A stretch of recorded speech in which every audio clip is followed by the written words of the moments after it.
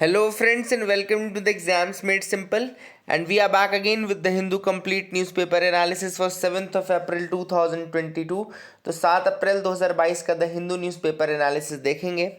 शुरू करते हैं सबसे पहले आज के सवालों के साथ जिनके जवाब आपको देने हैं। और आपको एक चीज़ और, please do like the video. अगर आपको कंटेंट पसंद आता है तो लाइक ज़रूर करिएगा। पहला सवाल है, with reference to Antarctic treaty consider the following statements दिए हैं अंटार्कटिका ट्रीटी के रिगार्डिंग, आपको बताना है कौन सा सही है। पहला स्टेटमेंट है, one of its objective is to demilitarize the region. दूसरा है, all the signatories of the treaty have voting rights. तीसरा है, India is a part of the treaty and the Antarctic treaty system. India जो है वो treaty और Antarctic treaty system दोनों का हिस्सा है। ठीक है, तो आपको बताना है कि इनमें से कौन सा स्टेटमेंट्स करेक्ट है, 1 एंड 2, 2 एंड 3, 1 एंड 3 या 1, 2 एंड 3। ठीक है ना। दूसरा सवाल है, Solu corridor was sometimes seen in news, the corridor is related to which of the following. आपको बताना है कि सोलू कॉरिडोर जो है न्यूज में था, तो आपको बताना है कि ये किससे रिलेटेड है। First is a newly built IT system, a newly built IT system. ठीक है ना, IT corridor in north east India. दूसरा है, a dedicated corridor for faster goods transfer built by India and Bangladesh. Third is a dedicated power transmission line to bring electricity to remote districts in northeastern Nepal. And चौथा है, a newly built pilot project under PM Gati Shakti which is located in Mumbai Bengaluru industrial corridor. तो आपको बताना है कि ये जो सोलू corridor है ये किससे रिलेटेड है। These are the options. तीसरा सवाल है, with reference to denotified tribes consider the following statements. ठीक है ना। पहला है, the term denotified tribe stand for all those communities which were once notified under the criminal types act. दूसरा है, Liberhan commission constituted to identify DNTs communities and prepare state wise list of different caste of DNTs. Third है, विमुक्ति दिवस और liberation day is celebrated among the DNTs. तो आपको बताना है कि कौन सा स्टेटमेंट्स करेक्ट है, 1 एंड 2, 2 एंड 3, 1 एंड 3 या 1, 2, 3। तो दीज आर द 3 क्वेश्चंस। ये 3 क्वेश्चंस हैं जो समझ लो अपने आप में 3 अलग अलग टॉपिक्स हैं। अगर आप इनको सॉल्व कर लेते हो अच्छे से तो आप मतलब कि इन टॉपिक्स के बारे में अच्छा जानते हो। आंसर्स मैं एक एक करके आपको बताऊंगा, एक्सप्लेन भी करूंगा, आपको अलग कंटेंट भी प्रोवाइड करूंगा, लेकिन आपको अपनी तरफ से अटेम्प्ट ज़रूर करना है। मुझे बताइएगा कि आपने कितने सही किए। पहला सवाल मैंने आपसे पूछा था अंटार्कटिक ट्रीटी के रिगार्डिंग कौन सा स्टेटमेंट सही है। पहला स्टेटमेंट कह रहा था ऑब्जेक्टिव इसका है डिमिलिटराइज द रीजन, ये बिल्कुल सही है। दूसरा स्टेटमेंट कह रहा है all the signatories have voting rights, ये गलत स्टेटमेंट है। क्यों गलत है? क्योंकि मैंने कल आपको बताया था कि इसका एक कंसल्टेटिव ग्रुप बना है जिसमें केवल मतलब कुछ ही मेंबर्स हैं जिनके पास वोटिंग राइट्स है। आई थिंक 29 मेंबर हैं जिनके पास वोटिंग राइट्स हैं, है ना, 29 मेंबर्स के पास। तो दूसरा गलत हो जाएगा। तीसरा क्वेश्चन था, तीसरा स्टेटमेंट है India is a part of the treaty. हाँ बिल्कुल, इंडिया पार्ट ऑफ ट्रीटी है। इसमें अगला लिखा है कि India is a part of Antarctic treaty system also. तो यस, इसका भी पार्ट इंडिया है। जो कंसल्टेटिव मेंबर्स थे, इंडिया 15th कंसल्टेटिव मेंबर था जिसको ऐड किया गया था 1983 में। तो अंटार्कटिक ट्रीटी सिस्टम का इंडिया मेंबर कब बना? 1983 में। तो ये फैक्ट आप लिख लीजिएगा कि इंडिया हाँ अंटार्कटिक ट्रीटी सिस्टम का भी मेंबर है और कंसल्टेटिव मेंबर में भी आता है। इंडिया कंसल्टेटिव मेंबर्स में भी आता है। इंपॉर्टेंट फैक्ट है, याद रखेगा। तो 1 and 3 will be the answer. दूसरा सवाल था सोलू कॉरिडोर किससे रिलेटेड है, क्या है? तो सोलू कॉरिडोर एक dedicated power transmission line project है जो कि नेपाल के जो रिमोट डिस्ट्रिक्ट्स हैं वहाँ पे बिजली लाने के लिए या इलेक्ट्रिसिटी लाने के लिए लाया गया है। ठीक है ना। तीसरा सवाल था आपसे डी नोटिफाइड ट्राइब्स के रिगार्डिंग। देखो पहला स्टेटमेंट तो बिल्कुल डेफिनेशंस ही है डी नोटिफाइड ट्राइब्स की। जो टर्म डी नोटिफाइड ट्राइब्स हैं वो उन ट्राइब्स के लिए हैं जो एक बार नोटिफाई की गई थी under the criminal tribes act. याद रखेगा 1871 के आसपास ये एक्ट आया था। 1871 में क्रिमिनल ट्राइब्स एक्ट आया था जिसमें कि ब्रिटिशर्स ने कुछ ट्राइब्स को क्रिमिनल ट्राइब्स घोषित कर दिया था एंड उनको नोटिफाई कर दिया था, इसलिए इनको नोटिफाइड ट्राइब्स बोलते हैं। फिर जब भारत आज़ाद हुआ और 1952 में जब इनको हटाया गया यहाँ से तो इनको फिर डी नोटिफाइड ट्राइब्स बोला गया। मतलब जो नोटिफाइड ट्राइब्स थी जब उनको उस लिस्ट से हटाया गया क्रिमिनल्स लिस्ट से तो फिर इनको डी नोटिफाइड ट्राइब्स बोला गया। लिबरहान कमीशन जो है वो नहीं बनी थी, याद रखिएगा। सेकंड स्टेटमेंट गलत है। इसके लिए 2 कमीशंस बनी थी, मैं नाम आपको बता देता हूँ। एक कमीशन थी Renke commission, there was one commission named as Renke commission, ये अभी 2008 में बनी थी। और एक और कमीशन थी इडाते कमीशन, IDATE इदाते कमीशन। तो अगर आपसे कोई पूछे कि डी नोटिफाइड ट्राइब्स के रिगार्डिंग कौन सी कमीशन बनी है, तो रेनके कमीशन बनी है एक, और दूसरी इदाते कमीशन है, ये दोनों याद रखेगा, है ना। तो Liberhan commission is not for that, है ना, लिबरहान दूसरे के लिए बना था, है ना। तो that is the thing which is important, है ना। तो ये याद रखें। अच्छा, आप लोग बताइए कि लिबरहान कमीशन किसके लिए बनी थी। एक बहुत ही इम्पॉर्टेंट डे है इंडियन हिस्ट्री, मतलब अभी कंटेम्प्रेरी का ही, बहुत पुराना नहीं है, 1990 के बाद के इवेंट्स में आता है। तो लिबरहान कमीशन आपको बताना है कि कौन सी किस चीज़ के लिए बनाया गया था, ठीक है ना। तो that is the thing which is important. तीसरा सवाल है, विमुक्ति दिवस और liberation day is celebrated among the DNTs. ये बिल्कुल सही बात है, विमुक्ति दिवस उसी को सेलिब्रेट किया जाता है जब उनको डिनोटिफाई किया गया था, उसी को विमुक्ति दिवस के रूप में मनाते हैं। तो that is the correct answer. 1 and 3 will be the answer for this, ठीक है ना। दूसरा स्टेटमेंट वाज गलत था, 1 and 3 will be the answer for this. आगे मूव करते हैं न्यूज़ एनालिसिस में। एक इंपॉर्टेंट न्यूज़ आई है आज कश्मीर से। Kashmir gets its first virtual e museum. अब कश्मीर को इसका पहला वर्चुअल ई म्यूजियम मिला है, that's a very good thing. ये लगभग सोपोर नाम की एक जगह है, सोपोर नाम की जगह है जहाँ पर ये बनाया गया है, 40 kilometre from Srinagar. And it will showcase the life time collection of a women Kashmiri educationist. तो एक कश्मीरी एजुकेशनिस्ट वुमेन थी जिन्होंने ये पूरा चीज़ कलेक्ट किया था अपने पूरे लाइफ टाइम में, उसी कलेक्शन को अब एक म्यूजियम के फॉर्म में बना दिया गया है, ठीक है ना। तो this is actually the collection of a women Kashmiri educationist, जिनका नाम है अतीका बानो। याद रखिएगा, Atika Bano is the name of the Kashmiri educationist women, जिसने अपनी पूरी लाइफ टाइम में ये आर्टिफैक्ट्स और ये सारी चीज़ें इकट्ठा की और उनको अब शोकेस किया जा रहा है in the form of a museum in Sopore, ठीक है ना। दैट इज इंपॉर्टेंट, याद रखना। तो ये आपको याद रखना है कि अतीका बानो ने क्या किया था, एक रिपोजिटरी क्रिएट की थी आर्टिफैक्ट्स की, डोर टू डोर कलेक्शन किया था, एंड रिसेंटली 2017 में इनकी डेथ हो गई। अब उनके नाम पे ये कलेक्शन बनाया गया है, पूरा जो कलेक्शन है वो उन्हीं के जो चीज़ें हैं उन्हीं को शोकेस करेगी जो उन्होंने कलेक्ट किया अपनी लाइफ टाइम में, ठीक है ना। That is the thing which is important, याद रखना है इसको। इसके अलावा मिस इकबाल जो यहाँ पे एक आध टीम और थी जो इनके अंतर्गत काम कर रहे थे, उनमें से कुछ लोग। तो एक काफ़ी चीज़ें इसमें कलेक्शन में दिखाई गई हैं, जिसमें मैं आपको बता दूं क्या दिखाया गया है। इसमें 40 ये आपका टेराकोटा आइटम्स दिखाए गए हैं from the 4th century Kushana period, coins from the pre Islamic era and from the time of 10th century ruler Didda. अब यहाँ पे एक ये रूलर का नाम लिखा है दिद्दा, तो थोड़ा सा यहाँ पे इंपॉर्टेंट इसलिए हो जाता है क्योंकि ये दिद्दा जो है इनको कैथरीन ऑफ कश्मीर कहा जाता था, याद रखिएगा। कैथरीन ऑफ कश्मीर, कैथरीन आप सबको पता होगा कहाँ की एक बहुत फेमस रूलर रही हैं, कैथरीन द ग्रेट बोलते थे इनको। ये रशियन रूलर थी, अगर आपको नहीं पता तो मैं आपको बता दूं कि ये रशियन रूलर थी। दो रूलर्स का नाम रशिया में स्पेशली आता है, एक आता है पीटर द ग्रेट का, एक आता है पीटर द ग्रेट और दूसरा कैथरीन द ग्रेट, है ना। तो Catherine the great was there, है ना। तो that is the thing which is important. इसीलिए दिद्दा को कैथरीन ऑफ कश्मीर भी कहा जाता था, इसलिए मैंने आपको ये वाला पॉइंट अलग से बताया, है ना। और कोई मेरा इसका रीज़न नहीं था। एक और इम्पॉर्टेंट बॉडी का नाम इसमें आया, इंटैक का नाम आया, तो मैं आपको बता दूं कि INTACH actually Indian National Trust for Art and Cultural Heritage बोलते हैं। Indian National Trust for Art and Cultural Heritage एक नॉन प्रॉफिट चैरिटेबल ऑर्गेनाइजेशन है, याद रखिएगा। It's a non profit charitable organization which is registered under the Societies Registration Act 1860। Societies Registration Act 1860 के अंतर्गत ये बनना है। इंटैक यानी कि Indian National Trust for Art and Cultural Heritage non profit charitable organization है। 2007 में यूनाइटेड नेशंस ने इंटैक को स्पेशल कंसल्टेटिव स्टेटस दिया था यूनाइटेड नेशंस इकोसॉक में, यानी कि इकोनॉमिक एंड सोशल काउंसिल में। तो ये कुछ फैक्ट्स आप याद रखेगा, that is the thing which is important. अगली न्यूज़ है, veteran Bengali writer wins O Henry award. तो यहाँ पे अमर मित्र जी को मिला है ओ हेनरी अवार्ड, और ये 1977 में उन्होंने एक स्टोरी लिखी थी जिसके लिए इनको ये अवार्ड अभी दिया जा रहा है। ओ हेनरी अवार्ड है basically, and it's a 1919 founded award, है ना। तो 1919 में ये अवार्ड बना था ओ हेनरी अवार्ड, जिसके विजेता हैं इस बार मिस्टर मित्रा, याद रखिएगा, अमर मित्र इनका नाम है।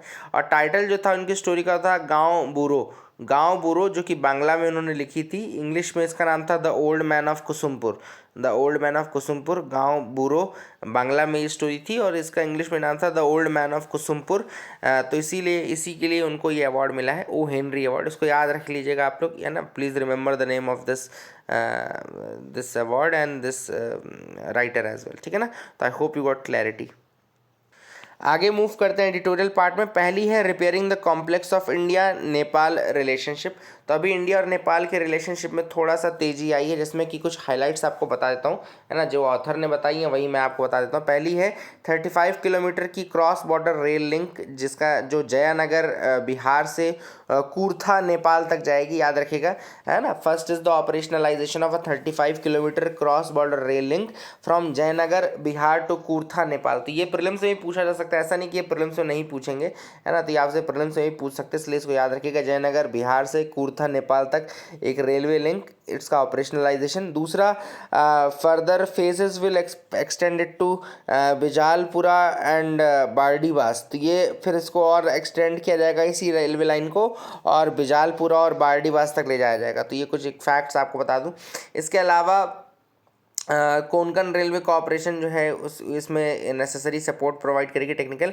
सेकंड प्रोजेक्ट जो है इनॉग्रेशन है 90 kilometre long 132 KV double circuit transmission line connecting the Tila Solu Khumbu to मिर्छैया, यानी कि ये यही है सोलू कॉरिडोर आपका, जो मैंने आपको बताया था सोलू कॉरिडोर। आज क्वेश्चन आपसे पूछा था, है ना। तो एक तो डबल सर्किट ट्रांसमिशन लाइन वहाँ जाएगी, 90 किलोमीटर लगभग डबल सर्किट ट्रांसमिशन लाइन जाएगी, and this is your Solu Khumbu to Mirchaiya, है ना, इसको कनेक्ट करेगी। एंड इसके अलावा बहुत सारे हाइड्रोइलेक्ट्रिक प्रोजेक्ट जो कि प्लान्ड है सोलू कॉरिडोर में। देखो लिखा है ना सोलू कॉरिडोर में, this is the thing which is written there. तो सोलू कॉरिडोर में बहुत सारे हाइड्रोइलेक्ट्रिक प्रोजेक्ट्स हैं जो कि प्लान्ड है ना। तो दैट इज द थिंग, ये इलेक्ट्रिसिटी प्रोवाइड करने के लिए ही है। ये पहले भी मैंने आपको आज क्वेश्चन में ही बता दिया था, ठीक है ना। तो ये याद रखिएगा। इसके अलावा नेपाल को इंडक्ट किया गया है इंटरनेशनल सोलार अलायंस के अंतर्गत, है ना। इंटरनेशनल सोलार अलायंस के अंदर डाला गया है नेपाल को। इसके अलावा इंडियन ऑयल कॉरपोरेशन है और नेपाल ऑयल कॉरपोरेशन है, उन दोनों के बीच में डील की गई है for regular supplies of petroleum products. ये साइन किया गया है इंडियन ऑयल कॉरपोरेशन और नेपाल ऑयल कॉरपोरेशन के बीच में, है ना।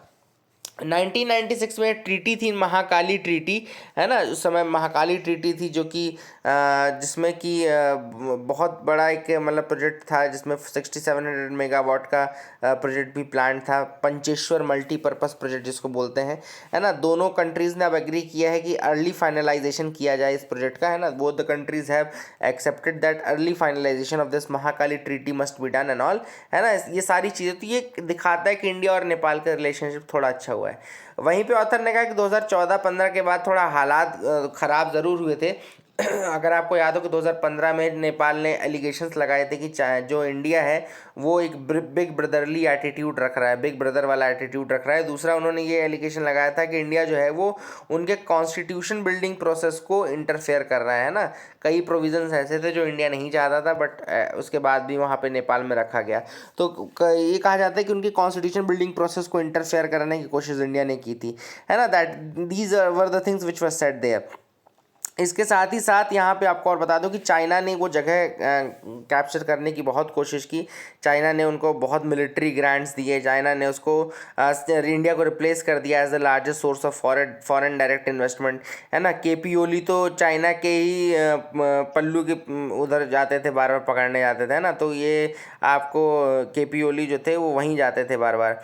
और इसके अलावा चाइना भी काफ़ी इंगेज कर रहा था, देखा होगा आपने एयरपोर्ट एक्सपेंशन प्रोजेक्ट पोखरा और लुम्बिनी में उन्होंने किया है ना। इसके अलावा इंडिया के लिए सजेशन ये है ऑथर का कि rather than competing with China we need to have our own space, है ना। तो चाइना के साथ compete करने से बेटर है कि हम अपना खुद का स्पेस वहाँ पे बनाएं, है ना। That is a suggestion for India. And China की प्रेजेंस के समय हम ये अफोर्ड नहीं कर सकते कि हम स्लैक करें या वहाँ पे ना अपनी प्रेजेंस बनाएं। तो we should also have our own presence there, है ना। जस्ट लाइक हाँ, जस्ट लाइक चाइना। आप कुछ इश्यूज़ हैं, दो इश्यूज़ मेजरली हैं। पहला तो डीमोनेटाइजेशन इशू था। देखो डीमोनेटाइजेशन तो हो गया, लेकिन कुछ ऐसे लोग भी थे जहाँ पे नेपाल के पास भी 500,000 के नोट्स थे, तो उनका क्या, लगभग 500 करोड़ रुपए ऐसा है जो कि वहाँ पे पब्लिक के पास है, तो उसका कोई इशू नहीं रिजॉल्व हुआ है अभी तक। दूसरा जो है वो काला पानी डिस्प्यूट है। आप सबको पता है कि काला पानी डिस्प्यूट जो इंडिया और नेपाल के बीच में है, ये ओली ने बार बार इसी को उठाया था, काला पानी डिस्प्यूट, क्योंकि वो तो चाइनीज़ एजेंट था केपी ओली वैसे भी, तो इसीलिए उन्होंने उसको उठाया था काफ़ी, और यही सारी चीज़ें जो है वो की गई हैं। आई hope you got clarity regarding this article. अगला जो आर्टिकल है वो सीबीआई के रिगार्डिंग है। देखो बहुत सारे फैक्ट्स इसमें नहीं लिखे हैं, देखो बिल्कुल मैं बता रहा हूँ आपको, क्लियर कट बता दूँ। इस आर्टिकल में आपको ऐसा नहीं मिलेगा कि बहुत प्रीलिम्स के लिए कुछ मिलेगा या मेंस के लिए भी बहुत कुछ मिलेगा, ऐसा कुछ नहीं है ना। तो बस यहाँ पे एक फैक्ट आपको मैं बता दूँ जो इसमें दिया है डीपी कोहली सर के बारे में। तो DP Kohli was the first director of CBI, याद रखिएगा, DP Kohli was the first director of CBI after the agency was renamed the CBI in 1963।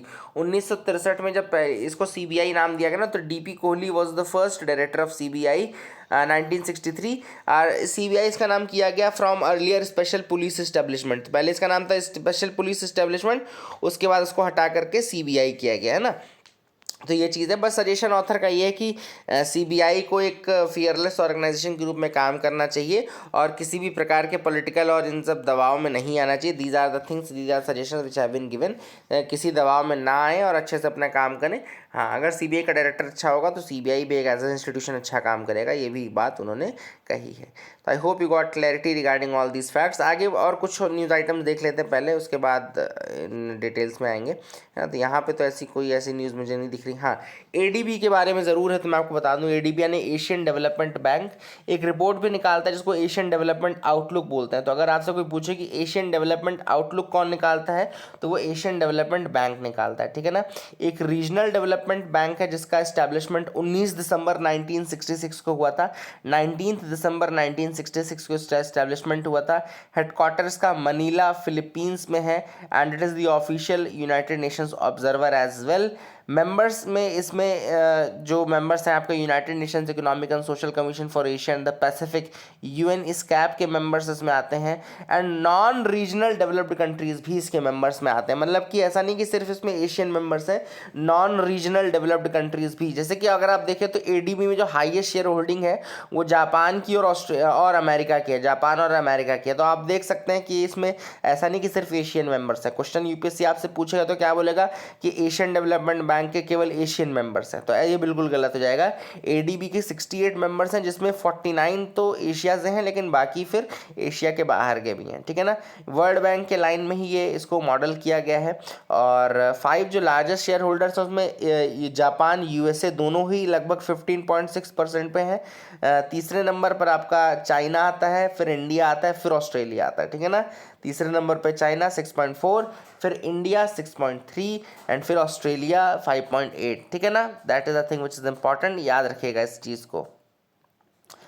आगे मूव करते हैं, यहाँ पे देखते हैं कुछ न्यूज़ है। UNGA to vote on Russia's HRC suspension. तो यूएनजीए में अब वोटिंग की जाएगी रशिया को ह्यूमन राइट्स कमीशन से बाहर फेंकने के लिए, ठीक है ना। अब ये देखना होगा कि इंडिया किसके खिलाफ, इंडिया इसके खिलाफ वोट करती है रेजोल्यूशन के या फेवर में, या फिर वही वाली बात हमारी जो निंजा टेक्निक है एब्सटेन करने की, वो हम फॉलो करते हैं। तो इनमें से कुछ भी कर सकते हैं, लेकिन मुझे तो पता है क्या करेंगे, आपको भी पता है क्या करेंगे, है ना। तो बताना नहीं है अभी किसी को। तो एचआरसी के बारे में थोड़े फैक्ट्स बता दूं। HRC united nations human rights council, united nation human rights body है ये, जिसका मिशन है to protect the human rights around the world, ठीक है ना। ऑब्वियस सी बात है। 47 मेंबर्स हैं इसके, है ना, जो कि 3-3 सालों के लिए सेलेक्ट किए जाते हैं रीजनल ग्रुप बेसिस पे। हेडक्वार्टर इसका जिनीवा स्विट्जरलैंड में है। इसके अलावा ये देखते हैं ह्यूमन राइट्स के केसेस, और जैसे कि freedom of expression, freedom of religion, women's right, LGBT rights, है ना, एथनिक राइट्स, रेशियल राइट्स, ये सारे राइट्स ये देखते हैं। इनको बनाया गया था 15 मार्च 2006, यानी 15 मार्च 2006 में इसको बनाया गया था। और इसने रिप्लेस किया था United nation commission on human rights को, यूएनसीएचआर यानी कि United nation commission on human rights, CHR को रिप्लेस किया था और एचआरसी बना था, ह्यूमन राइट्स काउंसिल। मतलब बहुत ही तेज़ दिमाग लगाया इन्होंने, पता नहीं क्या ही बना दिया। इधर से पकड़ के उधर से कान पकड़ लिया, है ना। तो ये सारी चीज़ें आपको बता दी मैंने। आई होप यू गॉट क्लैरिटी। आगे मूव करते हैं, देखते हैं और क्या इंपॉर्टेंट न्यूज़ आर्टिकल्स हैं। अब एक बहुत ही प्यारा आर्टिकल, जो जैसे नहीं आंसू ला देने वाले कुछ आर्टिकल्स होते हैं, उनमें से एक आर्टिकल है realism versus liberalism in international relation. ये मैं आपको ज़रूर बताऊँगा, काफ़ी कुछ इसमें आपको सीखने को मिलेगा। देखो दोनों ही थ्योरीज हैं, दोनों ही बताती हैं कि किसी स्टेट ने अगर एक तरीके से बिहेव किया है तो क्यों बिहेव किया है। देखो ये दोनों थ्योरीज हैं, पॉलिटिकल थ्योरीज हैं। एक रियलिज्म थ्योरी है, एक आपकी लिबरलिज्म थ्योरी है। दोनों ही ये बताते हैं कि कोई स्टेट अगर बिहेव कर रहा है किसी पर्टिकुलर वे में तो वो क्यों कर रहा है, why the state is behaving in a particular way, है ना, दैट इट इज़ बिहेविंग। तो यहाँ पर हम बात करेंगे रशिया यूक्रेन कॉन्फ्लिक्ट की इन दोनों प्रिज्म से, यानी कि रियलिज्म और लिबरलिज्म के प्रिज्म से हम बात करेंगे। तो यहाँ पे ऑथर ने सबसे पहले लिबरलिज्म को उठाया है और उठा करके कहा है कि देखो लिबरलिज्म में बेसिकली 3 एक्टर्स होते हैं, mainly 3 actors are involve. First, states are the main actors in the international system. पहला जो कोर बिलीफ है लिबरलिज्म का वो ये है कि स्टेट जो है वो मेन एक्टर है ना, state is the main actor. Second है internal characteristic of each state vary from the other, and वही उनका बिहेवियर शेप करता है। तो लिबरलिज्म के 3 एजम्पशंस है। पहला, state is the major actor. Second, state का इंटरनल वो कैसा है, इंटरनल कैरेक्टरिस्टिक कैसा है, वो डिटरमाइन करेगा कि उसका बिहेवियर कैसा रहेगा। एंड तीसरा है governance models are good and सब आर बैड। तीसरा उनका ये है कि कुछ गवर्नेंस मॉडल अच्छे होते हैं, कुछ गवर्नेंस मॉडल बैड होते हैं, ठीक है ना। तो ये जो लिबरलिज्म की जो फिलॉसफी है वो कोल्ड वॉर जब ख़त्म हुआ उसके बाद से आई, जिसमें उन्होंने ये कहा कि जो अमेरिका का सिस्टम है वो बेटर है और जो रशिया का सिस्टम है वो ख़राब है। एक्चुअली स्टार्टिंग इसकी ऐसी हुई थी, इनका ये कहना था कि जो अमेरिका का सिस्टम है वो बेटर है और जो रशिया का सिस्टम है वो ख़राब है, ठीक है ना। और उन्होंने कुछ वेस्टर्न लिबरल जो डेमोक्रेसी है उसको फाइनल माना था, इन्होंने final form of human government माना था। लिबरलिज्म ने वेस्टर्न लिबरल डेमोक्रेसी को final form of human government माना था। Liberal emphasis on the internal characteristic of state which they argue impact states external policies। उनका ये कहना है कि जो मतलब कि जो इंटरनल कैरेक्टरिस्टिक्स हैं स्टेट के, मैंने आपको ऑलरेडी बताया, वो उनकी एक्सटर्नल पॉलिसीज़ को इम्पैक्ट करते हैं, ठीक है ना। इंटरनल जो कैरेक्टरिस्टिक्स हैं वो एक्सटर्नल पॉलिसीज़ को इम्पैक्ट करते हैं। तो इसके लिए लिबरलिज्म में बेसिकली 3 अप्रोचेज आई या 3 थ्योरीज आप बोल सकते हैं आई। एक तो आपका इकोनॉमिक इंटरडिपेंडेंस अप्रोच थी, इकोनॉमिक इंटरडिपेंडेंस अप्रोच। दूसरा आपका था democratic peace approach, second is democratic peace, and third is the international institutions approach. Economic approach याद रखिएगा, ये सब लिबरलिज्म की तीन थ्योरीज हैं। इकोनॉमिक लिबरलिज्म वाला, दूसरा डेमोक्रेटिक लिबरलिज्म वाला, और तीसरा इंटरनेशनल इंस्टीट्यूशंस अप्रोच। तो ये हम तीनों अप्रोच एक एक करके बताते हैं। सबसे पहला जो इकोनॉमिक इंटरडिपेंडेंस वाले हैं वो कहते हैं कि एक अगर लिबरल इकोनॉमिक ऑर्डर रहेगा तभी एक इंटरनेशनल स्टेबल इंटरनेशनल ऑर्डर बन पाएगा। ये इकोनॉमिक इंटरडिपेंडेंस का मतलब क्या हुआ, देखो इकोनॉमिक इंटरडिपेंडेंस का मतलब सिंपल सा इतना हुआ कि मान लो एक कंट्री दूसरी कंट्री पे डिपेंडेंट है, one country is dependent upon the other country. अगर ऐसा है तो इसका मतलब क्या हुआ कि एक दोनों के साथ मिल बांट के काम करेंगे, है ना, क्योंकि इंटरडिपेंडेंस है अगर तो मिल बांट के काम करेंगे। तो यही उन्होंने कहा था, जो इकोनॉमिक लिबरलिज्म वाले हैं वो कहते हैं कि अगर इकोनॉमिक इंटरडिपेंडेंस रहेगी एक कंट्री की दूसरी कंट्री में, तो इसका मतलब क्या होगा कि जो आपका स्टेबिलिटी है रीजन में वो मेंटेन रहेगी। जो डेमोक्रेटिक पीस थ्योरिस्ट है उनका ये कहना है कि democracies do not go to war with each other, है ना। तो जो डेमोक्रेटिक पीस थ्योरिस्ट है वो कहते हैं democracy is the best form of government. अगर कोई डेमोक्रेसी है तो फिर वो दूसरी कंट्री के साथ वॉर में नहीं जाएगी और एक ऐसा वर्ल्ड बनेगा जो कि बिना किसी वॉर के होगा, ठीक है ना। और इनका यही कहना है कि जो वॉर है, जो डेमोक्रेटिक नेशंस है वो होने चाहिए और हर नेशन को डेमोक्रेटिक होना चाहिए। इनफैक्ट अगर अमेरिका का मैं आपको बताऊं ना, तो अमेरिका कई दिनों तक ये डेमोक्रेटिक थ्योरिस्ट वाली लिबरलिज्म की ही बात करता था। जैसे अफगानिस्तान में डेमोक्रेसी ला लें, इराक में डेमोक्रेसी ला लें, हर जगह उन्होंने देखो गंदी मचाई है, लेकिन डेमोक्रेटिक लिबरलिज्म वाला जो कंसेप्ट है अगर आपने देखा हो तो वो अमेरिका कहीं ना कहीं उसको फुलफिल कर रहा था। तीसरा जो है वो है इंस्टीट्यूशंस वाला। तीसरा जो इंस्टीट्यूशन थ्योरिस्ट हैं या इंस्टीट्यूशनल लिबरलिस्ट हैं उनका ये कहना है कि जो रोल ऑफ इंस्टीट्यूशंस है बहुत ही क्रिटिकल है for maintaining peace and order, है ना। तो उनका कहना है कि जो इंस्टीट्यूशंस होते हैं, चाहे इंटरनेशनल हो चाहे लोकल इंस्टीट्यूशंस हो, उनका काफ़ी बड़ा रोल रहता है in order to maintain the peace and order, ठीक है ना। तो that is the thing which is important. तो लिबरलिज्म एक तरीके से देखा हो आपने कि एक ऑप्टिमिस्टिक व्यू बताता है कि how the world should be free of war, the world should should be democratic, the world should have institutions, the world should have economic interdependence, the world should have economic liberalism. अब देखो अभी हमने क्या देखा, liberalism की जो theory देखी, यानी कि जो ये लिबरलिज्म का प्रिज्म देखा वो काफ़ी ऑप्टिमिस्टिक प्रिज्म है. ऑप्टिमिस्टिक क्यों? हमने देखा कि वॉर ना हो, ये ना हो, वो सारी चीज़ें हो. इसके अलावा हमने ये देखा कि what the world ought to be, मतलब किस तरीके का विश्व होना चाहिए. Realism is actually how the world actually is. Realism जो है वो बताता है कि वर्ल्ड इस समय कैसा है. द रियलाइज जो है वो रियलिज्म को बताती हैं. तो रियलिज्म के लिए भी 2-3 अलग अलग मेथड्स हैं, लेकिन रियलिज्म लिबरल्स की तरह काम नहीं करता है. यहाँ पे रियलिस्ट भी स्टेट को ही प्राइमरी एक्टर मानते हैं, लेकिन अब इनकी थ्योरीज अलग हैं. अब इनकी 3 थ्योरीज मैं आपको बताता हूँ. इनकी जो प्रीमाइसेस है, 3 मेजर प्रीमाइसेस रियलिज्म के, वो पहला है, एक तो the first is the human nature realism. जो पहले है उसको बोलते हैं ह्यूमन नेचर रियलिज्म बोलते हैं. Second is the defensive realism and तीसरा है ऑफेंसिव रियलिज्म. ठीक है ना. तो कौन कौन से हो गए? पहला होगा आपका ह्यूमन नेचर रियलिज्म, सेकंड है डिफेंसिव रियलिज्म एंड तीसरा है ऑफेंसिव रियलिज्म. ठीक है ना. और इन्हीं के कारण सारा काम होता है. ठीक है ना. तो अब मैं बताता हूँ एक एक करके.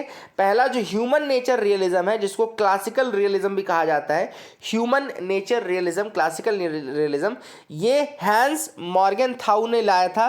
पॉलिटिक्स अमंग नेशंस नाम की किताब में हैंस मॉर्गेनथाउ ने इसको लाया था, ह्यूमन नेचर रियलिज्म. इसमें उन्होंने कहा है कि कुछ लोगों का जो नेचर है, ह्यूमंस का जो नेचर है, वो है lusty for power. They are lusty for power, they have a lust for power. ठीक है ना.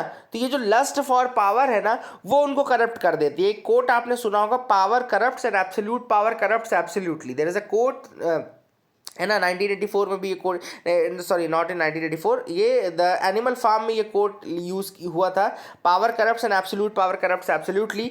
तो ये एक्चुअली में वही चीज़ है कि जो पावर है वो करप्ट करती है, और वो और ज़्यादा पावर के लिए फिर इंसान दौड़ता है. इसको ह्यूमन नेचर रियलिज्म बोलते हैं कि by nature human beings are lusty for power and therefore क्या होता है कि वो और ज़्यादा पावर को इकट्ठा करने के लिए दौड़ते रहते हैं.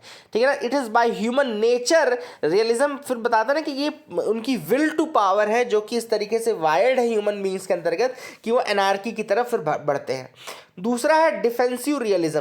डिफेंसिव रियलिज्म बोलते हैं कि देखो क्या होता है, कुछ कंट्रीज अपनी पावर सिर्फ मेंटेन करना चाहती हैं. मतलब कि जितनी पावर आपको मिल गई, सपोज करो आपको एक्स अमाउंट ऑफ पावर मिल गई, तो आप चाहते हो कि भैया आपके पास एक्स अमाउंट ऑफ पावर आपके पास अब बनी रहे, तो इसको आप डिफेंड करोगे. You what you will do is you will start defending this power, है ना. और ज़्यादा आपको पावर नहीं चाहिए, लेकिन आपको जो पावर मिली है सिर्फ आप उसको डिफेंड करने की कोशिश करोगे. इसको बोलते हैं डिफेंसिव रियलिज्म. ठीक है ना. This is known as the defensive realism, जिसमें केनेथ वॉल्ट्ज द्वारा ये आर्गुमेंट दिया गया था कि बाय नेचर कुछ लोग ऐसा है जिनका एम है सर्वाइवल ऑफ देयर पावर, है ना. तो जो उनकी पावर है उसको सर्वाइव करने के लिए भी वो एनार्किक हो सकते हैं.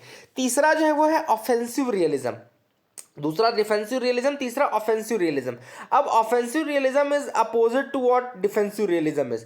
हमने आपको बताया डिफेंसिव रियलिज्म में आप पावर को क्या कर रहे हो, सेव कर रहे हो. मतलब आपके पास एक्स अमाउंट ऑफ पावर थी, आप उसको बचा के रखना चाहते हो.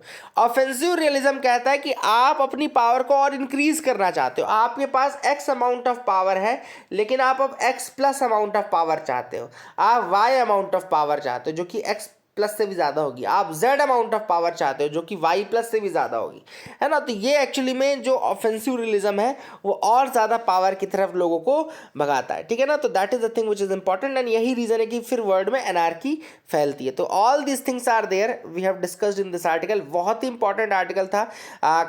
बहुत ही अच्छी चीज़ें आपको सीखने को भी मिली होंगी, I hope, and I hope you got clarity. इसके बाद मैं इसकी जस्ट आपको बता दूं, आंध्र प्रदेश के चीफ मिनिस्टर ने 13 नए डिस्ट्रिक्ट इनॉग्रेट किए हैं to take the administration to peoples door steps, है ना. इंटेंशन इनका है to match each Lok Sabha constituency with one district, है ना. इनका इंटेंशन था कि हर जो लोकसभा कॉन्स्टिट्यूंसी है उसमें एक डिस्ट्रिक्ट हो जाए, और सारे डिस्ट्रिक्ट का एडमिनिस्ट्रेशन जो रहेगा, अगर काम करेगा तो लोगों के घर तक ये पहुँच जाएंगे फिर, है ना.